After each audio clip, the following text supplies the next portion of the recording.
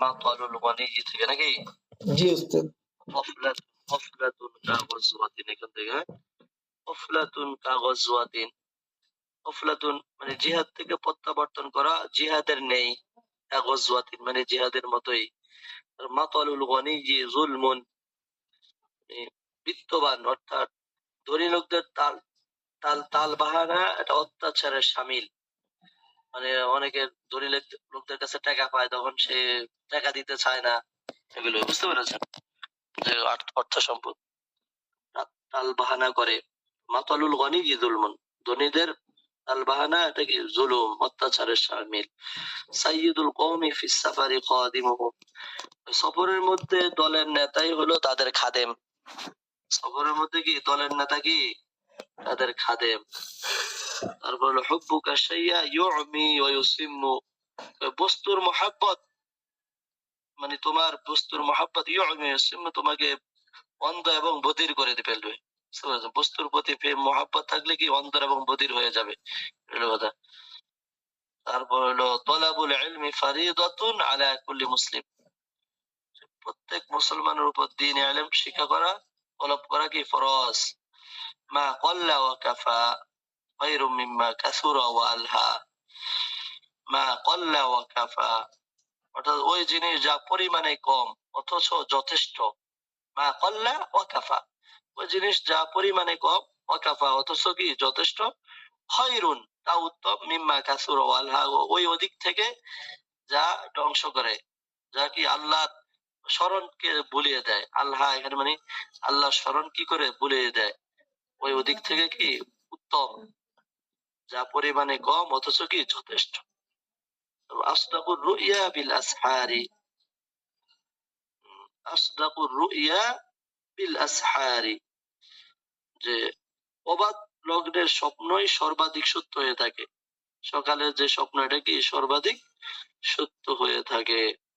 তারপর তলাবু কাসবিল হালালি ফারিদাতুন বাদাল হালাল, ফারিদাতুন বাদাল ফারিদাতি, যে তলাবু কাসবিল হালালি, হালাল উপার্জন করা, হালাল উপার্জন করা অন্যান্য ফরজ সমূহের আদায়ের থেকে,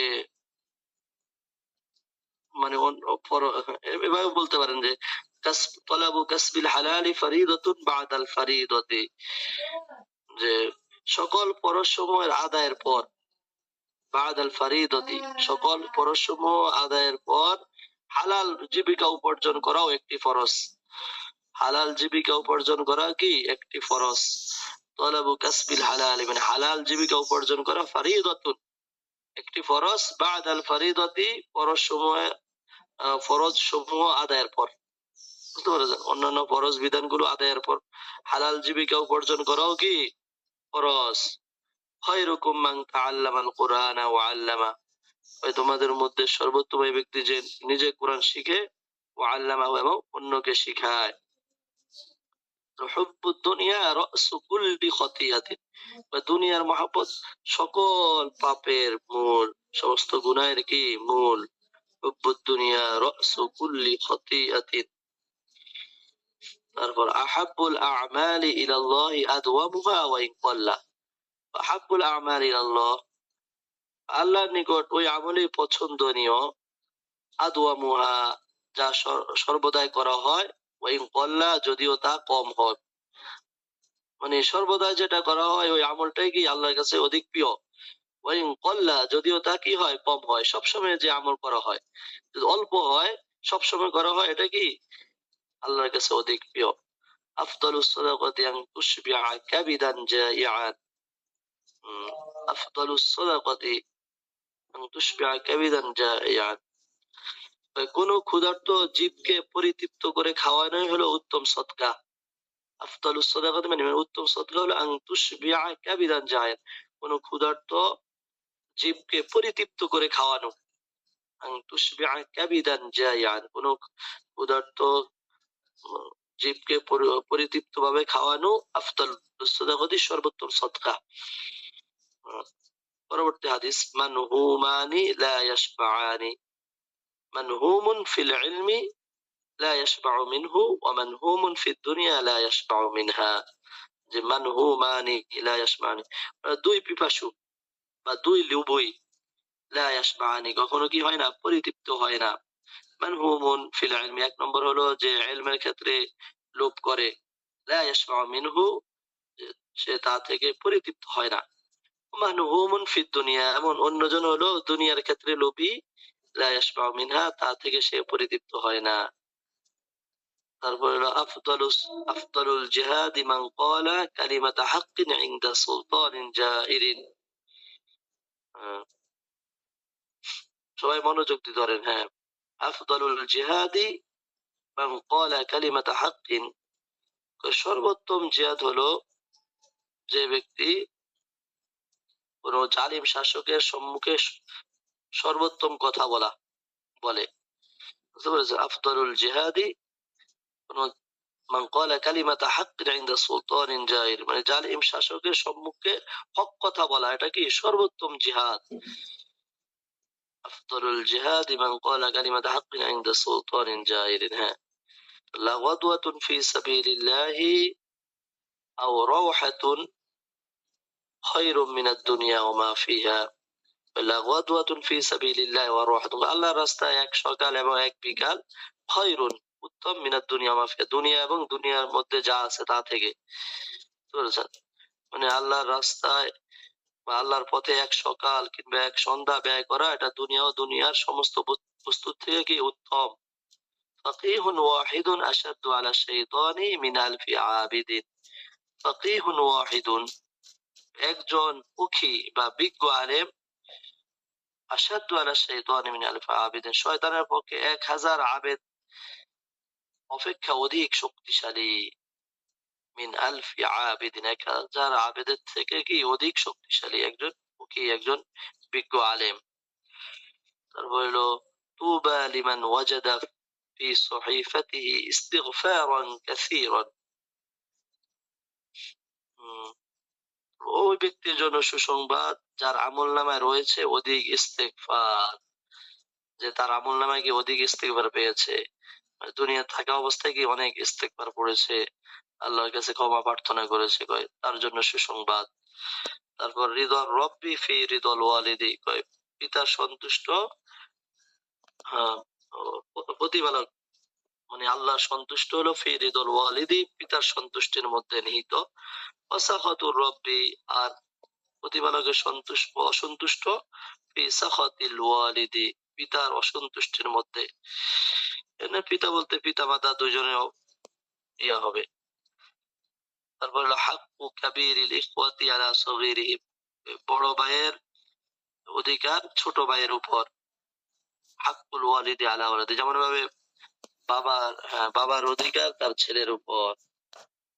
তারপর হলো হাদিস কুল্লু বানি আদামা খাত্তাউন, প্রত্যেক বনি আদম হলো খাত্তাউন, গুনাহগার বলতে পারেন।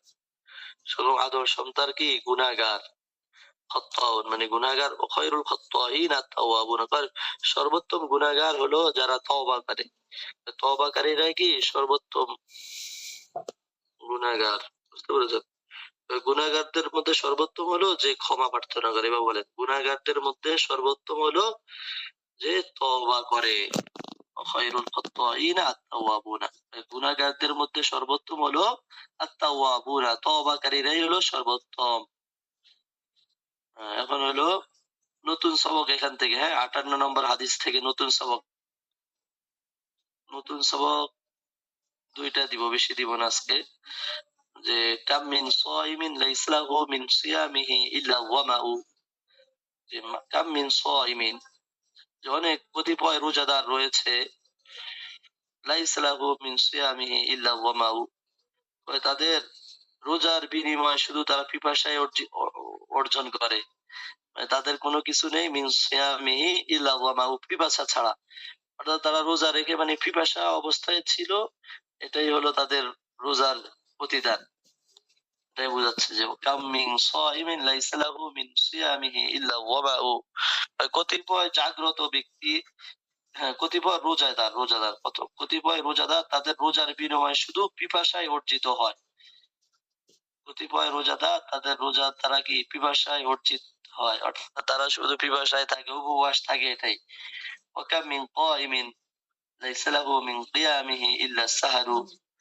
মিন কাইমিন বলতে যারা দাঁড়িয়ে নামাজ আদায় করে, অর্থাৎ শেষ রাত্রে, এটা বলতে পারেন।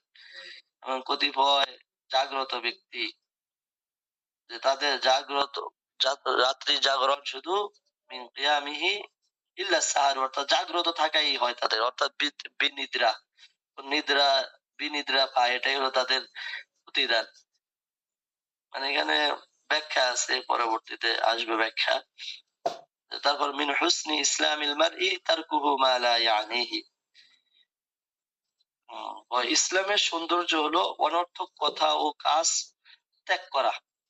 মিন হুসনি ইসলামিল মারই, মানে ইসলামের সৌন্দর্য হলো তারকুহু মা লা ইয়ানিহি, অনর্থক কথা এবং কাজ কি করা, ত্যাগ করা। তারকুহু মা লা ইয়ানি মানে যার অর্থ নাই এমন কাজ কি করা, ত্যাগ করা। তারকুহু মা লা ইয়ানি অর্থাৎ অনর্থক কথাবার্তা ত্যাগ করা, এটাই হলো ইসলামের সৌন্দর্য। এখন এখানে হাদিসের আগে হলো আমরা কয়েকটা নিয়ে শব্দ নিয়ে পড়ি।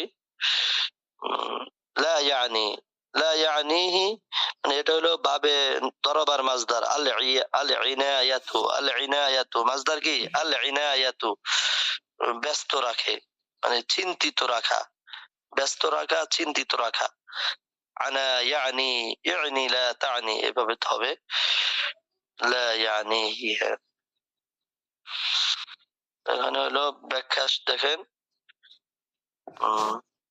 যে কাম মিন সাইমিন, এখানে কাম মিন সাইমিন লাইসা লাহু মিন সিয়ামিহি ইল্লা যামাহু, এটা সম্পর্কে যে দিনের বেলা রোজা রাখা ও রাতে ইবাদত বন্দেগীতে কাটিয়ে দেওয়া অনেক পুণ্যের কাজ, কিন্তু রোজা ও ইবাদত যদি হয়ে থাকে শুধু লোক দেখানো কিংবা সুনাম কুড়ানোর জন্য, অথবা যদি সে ইবাদতের পাশাপাশি মিথ্যা, গীবত, পরনিন্দা প্রভৃতি অশোভনীয় কাজে লিপ্ত হয়, তাহলে তার এই শ্রম বিফলে যাবে, কোন প্রকার সওয়াব অর্জিত হবে না। বুঝতে পেরেছেন? এরকম লোক দেখানোর জন্য যদি হয়ে থাকে রোজা, সব সব কি হয়ে যাবে, বিফলে চলে যাবে। আমি রাত্রে উঠতেছি, আমি মানুষ আমাকে বলবে সে তো অনেক আল্লাহওয়ালা মানুষ, এগুলো হবে না। বুঝতে পেরেছেন? সব বিফলে চলে যাবে। আল্লাহ হেফাজত করুন। তারপর মিন হুসনি ইসলামিল মারই তারকুহু মা লা ইয়ানিহি, যে ইসলামের বাহ্যিক বিধানগুলো যেমন মেনে চললে কোনো ব্যক্তিকে মুসলমান বলে আখ্যায়িত করতে কোনো আপত্তি থাকে না, কিন্তু কাউকে পরিপূর্ণ মুসলমান তখনই বলা যেতে পারে যখন সে অনর্থক কথা, কাজ, দৃষ্টি ও চিন্তা ভাবনা ইত্যাদি থেকে দূরে থাকে, যা তার দুনিয়া ও আখেরাতে কোথাও কাজে আসে না। বুঝতে পেরেছে? এখানে মিনটা কি হলো? কোনটা? মিন হুসনি মানে ইসলামের সৌন্দর্য থেকে, এটা হলো মিন হরফুল জর। মিন হুসনি ইসলামিল মারই তারকুহু মা লা ইয়ানি, মানে ব্যক্তির ইসলামের সৌন্দর্য থেকে একটি হলো যে তারকুহু মা লা ইয়ানি, সে অনর্থক কথাবার্তা কি করবে, ত্যাগ করবে। বুঝতে পেরেছেন? আল্লাহু আকবার।